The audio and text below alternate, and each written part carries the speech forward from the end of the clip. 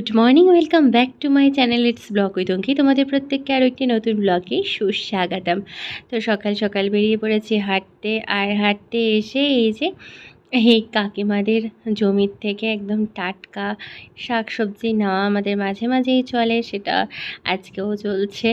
তো নিচ্ছিলাম আজকে শশা আর তার সাথে কচুর শাক।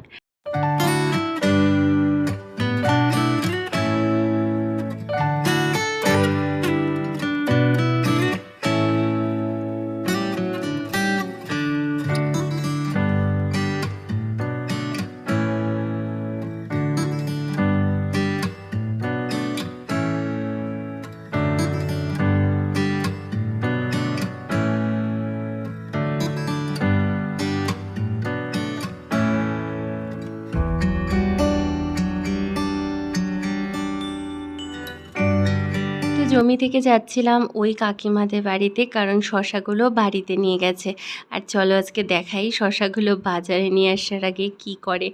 ওই শশাগুলোকে এরকম একটা বড় ত্রিপালের মধ্যে রেখে ভালো মতো ধুয়ে বালিগুলোকে একদম ধুয়ে ফেলে তারপরে বিক্রি করতে নিয়ে যায়। আর তারপরে নিয়ে নিচ্ছিলাম কচুর শাক, যেটা আমার প্রিয় খাবারগুলোর মধ্যে একটা অন্যতম খাবার।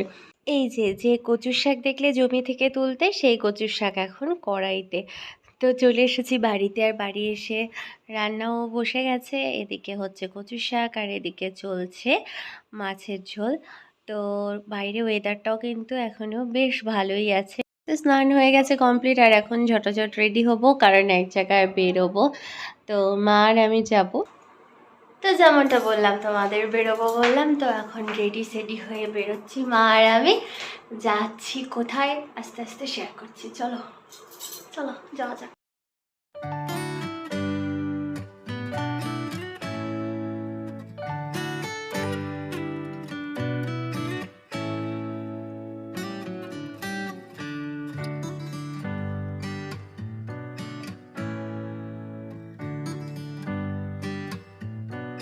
আই হোপ এতক্ষণে তোমরা বুঝেই গেছো যে কোথায় যাচ্ছি, কারণ খুবই পরিচিত একটা ব্রিজের উপর দিয়ে আমরা যাচ্ছি, যেটা তোমরা আগেও অনেকবার দেখেছো, যেটা হচ্ছে তিস্তা ব্রিজ। তো যাচ্ছি জলপাইগুড়িতে, আর জলপাইগুড়িতে আজকে যাচ্ছি একটু টুকিটাকি কেনাকাটির জন্য। তো চলো যাওয়া যাক। তো জলপাইগুড়ি এসে চলে এসেছি শাড়ির দোকানে। তো দেখো আজকে শপিংটা মেনলি পয়লা বৈশাখের জন্য। তো পয়লা বৈশাখের জন্য কিছু কিনবো এই করতে করতে যখন পয়লা বৈশাখ একদম দোরগোড়ায় এসে কড়া নাড়ছে, তখন মনে হলো যে না, এবার তো একটু কিছু কেনা দরকার। এটাই হয় যেন প্রত্যেকবারই সমস্ত কিছুতে, পুজোর সময় বলো কি পয়লা বৈশাখ বলো, যখন কিছু শপিংয়ের ব্যাপার থাকে, ওই করব করতে গিয়ে এত দেরি হয়ে যায়। তো যাই হোক, দেখি কি কালেকশান আছে। তো এই করতে করতে দোকানেও চলে আসলাম, আর তোমাদের সাথেও একটু টুকিটাকি শেয়ার করছি। শাড়ির কালেকশানগুলো কিন্তু দারুণ ছিল।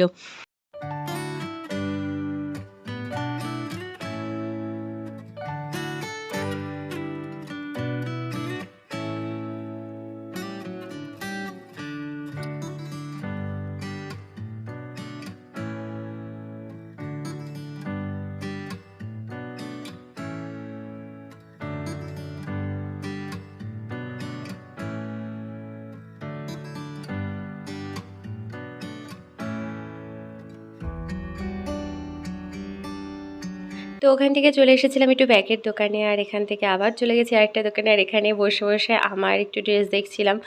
তো এই করতে করতে না অনেকটাই বেলা হয়ে গেছে, তো কিছু খাওয়া হয়নি, আর বেরিয়ে এখন খাচ্ছিলাম ধোকলা, আর তারপরে খেয়েছিলাম চাট।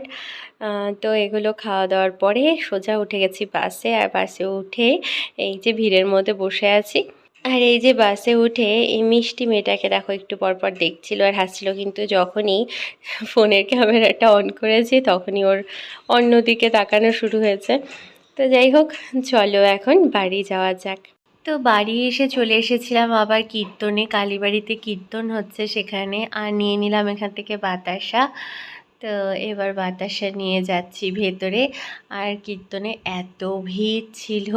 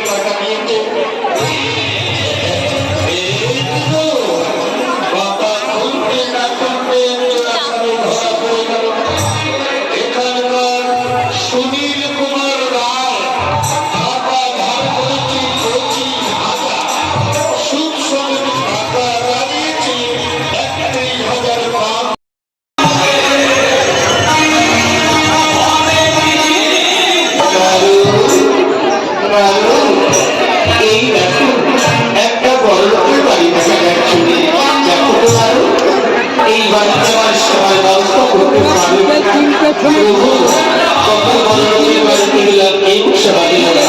এই বাড়িতে সেবা হলে আমার মন বন্ধ হবে না গো। তুমি আমার বড় মন করে তোমার বড় প্রাণ, তুমি একটু চেষ্টা করে দেখো বিষ্ণু আগ্রহ বলছো কিন্তু বাড়িতে কেউ আছে গো, বাড়িতে কেউ আছে? ও মা, কি আমার মনকে কি দেখি কি চিন্তা করছে? এই কি ভিখারির বাচ্চা মা বলছে যাচ্ছে কেন? মা গো,